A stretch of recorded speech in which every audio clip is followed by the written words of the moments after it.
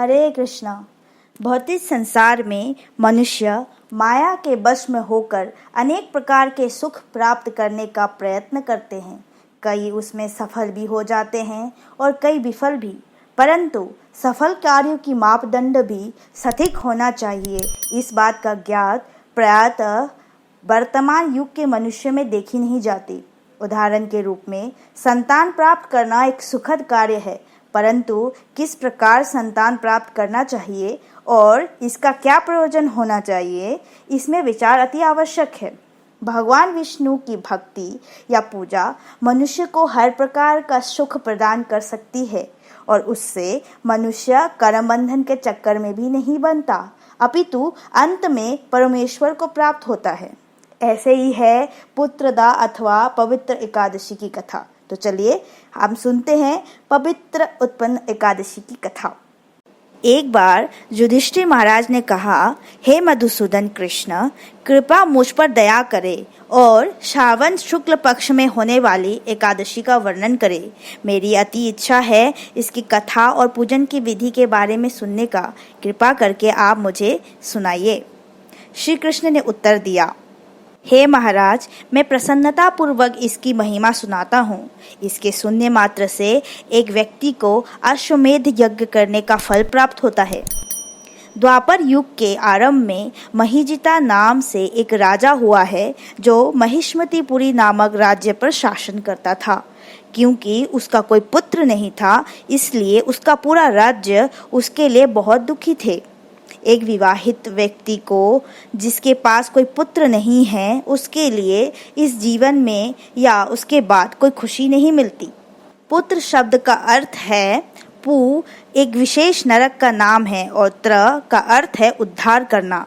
इस प्रकार पुत्र शब्द का अर्थ है वो व्यक्ति जो पू नाम के नरक से किसी का उद्धार करता है। इसीलिए हर शादीशुदा व्यक्ति को कम से कम एक पुत्र अवश्य उत्पन्न करना चाहिए और उसे ठीक से प्रशिक्षित करना चाहिए, तब पिता के जीवन की नारकीय स्थिति से मुक्ति दिलाई जा सकेगी। लेकिन यह निषेध भगवान विष्णु या कृष्ण के गंभीर भक्तों पर लागू नहीं होता है, क्योंकि भगवान उनके पुत्र, पिता और माता बन जाते हैं। इसके अलावा चाणक्य पंडित कहते हैं, सत्यम माता पिता ज्ञानम धर्मो भ्राता दया सखा शांति पत्नी क्षमा पुत्र सदेते माँ बांधवा। इसका अर्थ है सत्य मेरी माँ है, ज्ञान मेरे पिता, मेरी नियत कर्तव्य मेरा भाई है और दया मेरे दोस्त, शांति मेरी पत्नी और क्षमा मेरा पुत्र है। यह 6 मेरे परिवार के सदस्य हैं। भगवान के एक भक्त के 26 प्रमुख गुणों में क्षमा सबसे ऊपर है, इसलिए भक्तों को इस गुण का विकसित करने के लिए एक अतिरिक्त प्रयास करना चाहिए। यहाँ चाणक्य कहते हैं, क्षमा करना मेरा बेटा है और इस प्रकार भगवान का एक भक्त भले ही वो त्याग के मार्ग पर हो, इस एकादशी का पालन कर सकता है और इस तरह के पुत्र प्राप्त करने के लिए प्रार्थना कर सकता है। इसी तरह लंबे समय तक राजा महीजित ने एक वारिस प्राप्त करने की बहुत कोशिश की, लेकिन कोई भी नहीं लाभ मिल सका। अपने बढ़ते उम्र को देखकर राजा महीजित बहुत चिंतित हो गए। एक दिन उन्होंने अपने सलाहकारों की एक सभा बुलवाई और उन्हें बताया, मैंने इस जीवन में कोई पाप नहीं किया है और मेरे खजाने में कोई अशुभ धन नहीं है। मैंने कभी भी देवताओं या ब्राह्मणों को प्रसाद से वंचित नहीं करवाया है। जब मैंने युद्ध छेड़ा और राज्य पर विजय प्राप्त की तो मैंने सैन्य कला की नियमों पर विनियमों का पालन किया और मैंने अपने प्रजा की रक्षा की जैसे वो मेरे अपने संतान हो। मैंने अपने ही रिश्तेदारों को सजा दी जब उन्होंने कानून तोड़ा और जब मेरे दुश्मन कोमल और धार्मिक होते थे तो मैंने उनका स्वागत भी किया। हे महाजनों, हालांकि मैं वैदिक और धार्मिक मान्यताओं को मानने वाला अनुयायी था, फिर भी मेरा घर बिना संतान के रह गया। कृपया मुझे इसका कारण बताइए। यह सुनकर राजा के ब्राह्मण सलाहकारों ने आपस में विषय पर चर्चा की और राजा को लाभ पहुंचाने के उद्देश्य से उन्होंने महान ऋषियों के विभिन्न आश्रमों का दौरा किया। अंत में वे एक ऋषि के पास आए जो पवित्र, शुद्ध और आत्मसंतुष्ट थे और जो सख्ती से उपवासों का और विधि विधानों का पालन कर रहे थे।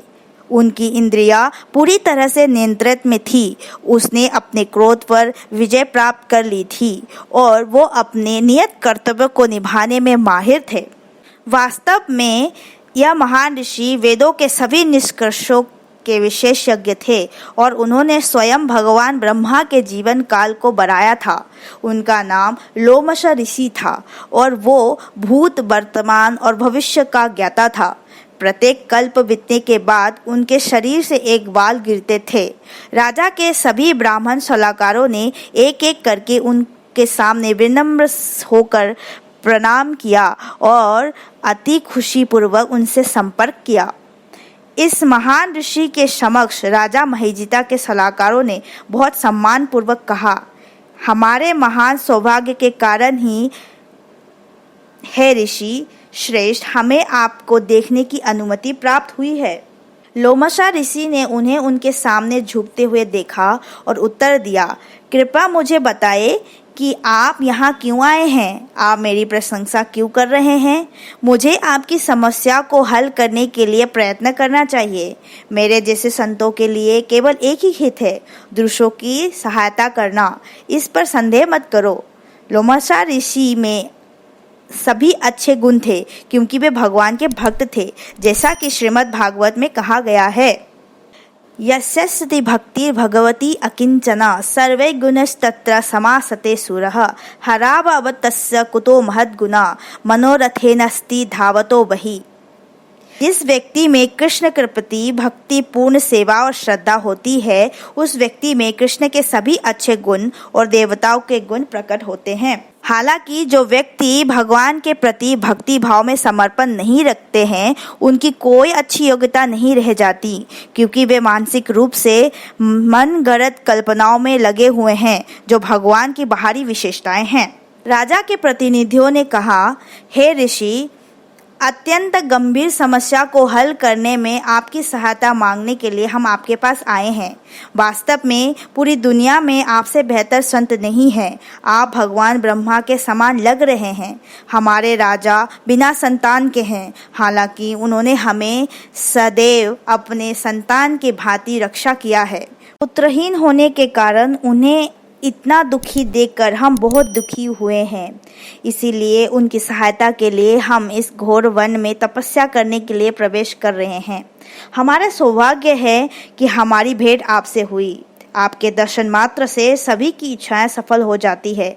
इस प्रकार हम विनम्रता पूर्वक आपसे पूछ रहे हैं, हमें बताइए कि हमारा दयालु राजा को पुत्र कैसे प्राप्त हो सकता है। ब्राह्मणों की याचना सुनकर ऋषि ने एक पल के लिए अपने आप को गहन ध्यान में लीन किया और राजा के पिछले जीवन को समझ लिया और उन्होंने कहा, यह राजा पूर्व में एक निधन वैश्य था। निर्धन होने के कारण इसने कई बुरे कर्म किए। यह एक गांव से दूसरे गांव व्यापार करने जाया करता था। एक समय ज्येष्ठ मास के शुक्ल पक्ष की द्वादशी के दिन मध्याह्न के समय वो, जबकि 2 दिन से भूखा प्यासा था, एक जलाशय पर जल पीने गया। उसी स्थान पर एक तत्काल की व्याई हुई प्यासी गौ जल पी रही थी। राजा ने उस प्यासी गाय को जल पीते हुए हटा दिया और स्वयं जल पीने लगा। इसलिए राजा को यह दुख सहना पड़ा। एकादशी के दिन भूखा रहने से वो राजा अत्यंत प्यासा हुआ और प्यासे गौ को जल पीते हुए हटाने के कारण पुत्र वियोग का दुख सहना पड़ रहा है। ऐसा सुनकर सब लोग कहने लगे, हे ऋषि, शास्त्रों में पापों का प्रायश्चित भी लिखा है, अतः किस प्रकार राजा का यह पाप नष्ट हो जाए, आप ऐसा कोई उपाय बताइए। लोमशा मुनि कहने लगे कि श्रावण शुक्ल पक्ष की एकादशी को, जिसे पुत्रदा एकादशी भी कहते हैं, तुम सब लोग व्रत करो और रात्रि को जागरण करो, तो इससे राजा का यह पूर्व जन्म का पाप अवश्य नष्ट हो जाएगा। साथ ही राजा को पुत्र की अवश्य प्राप्ति होगी। लोमश ऋषि के ऐसे वचन सुनकर मंत्रियों सहित सारी प्रजा नगर को वापस लौट आई और जब श्रावण शुक्ल एकादशी आई तो ऋषि की आज्ञा अनुसार सबने पुत्रदा एकादशी का व्रत और जागरण किया। इसके पश्चात द्वादशी के दिन इसके पुण्य का फल राजा को दिया गया। इस पुण्य के प्रभाव से रानी ने गर्भ धारण किया और प्रसव काल समाप्त होने पर उनको एक बड़ा तेजस्वी पुत्र प्राप्त हुआ। हे युधिष्ठिर, भगवान कृष्ण ने निष्कर्ष देते हुए कहा, श्रावण महीने के शुक्ल पक्ष की एकादशी इस प्रकार पुत्रदा के नाम से प्रसिद्ध हो गई। जो कोई इस संसार में सुख की कामना करता है उसे इस पावन दिन सभी अनाज और फलियों से व्रत अवश्य करना चाहिए। वास्तव में जो कोई भी केवल पुत्रदा एकादशी की महिमा सुनता है वो सभी पापों से पूरी तरह मुक्त हो जाता है और एक अच्छे पुत्र के साथ धन्य हो जाता है और निश्चित रूप से मृत्यु के बाद उच्च लोकों में पहुंच जाता है।